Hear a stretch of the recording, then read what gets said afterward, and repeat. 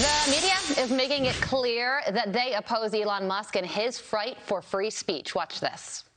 A petulant and not so bright billionaire casually bought one of the world's most influential messaging machines and just handed it to the far right. His idea of freedom means freedom to be a jerk. It's about free speech of straight white men.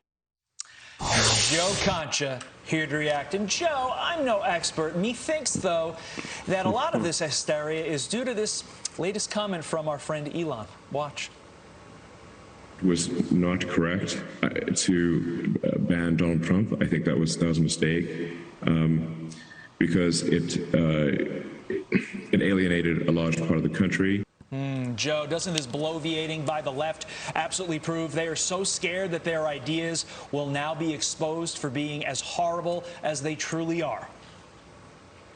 Methinks that's a good question, Todd. Yeah, look, I love this argument that it's just the right that is embracing Elon Musk, who is self-described basically as a libertarian. He's left of center, yet it's like he's going to be like the feature guy at CPAC next year just because he bought Twitter and wants to bring back free speech, right? And Jack Dorsey, who ran Twitter forever up until recently, agrees with Elon Musk, and he also says that Donald Trump should be back on Twitter. And you got to love Joy Reid, where she says, oh, this just gives people the right to be a jerk on that platform. Yeah.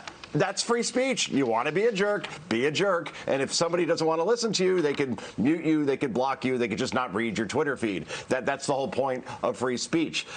So that's where we are at this point, guys. The left primarily has lost their mind over Elon Musk the same way they did over Joe Rogan, who also at last checked is not a conservative. And Rogan's only gotten bigger. He's added something like 2 million subscribers since there was an attempt to cancel him. So Elon Musk is only going to get more popular the more he speaks out like this, because you know it's coming from an authentic place. Also, Joe, there are a lot of members of the media defending pro-abortion activists protesting outside of Supreme Court justices' houses. An NBC News op-ed says Brett Kavanaugh is not in danger, unlike the abortion precedent he's ready to overturn. And then The View's Joy Behar also said this. It also shows a leader what it feels like to lose your freedom of choice. He cannot leave the house easily, so maybe that's a good lesson for them. What do you make of this rhetoric? I can guarantee you, as sure as the sun rising in the east, that if protesters decide to show up at Joy Reid's house or at Joy Behar's house or anybody named Joy, they would not like it very much and would be talking about how their personal privacy and space is being violated and how they feel threatened by those folks.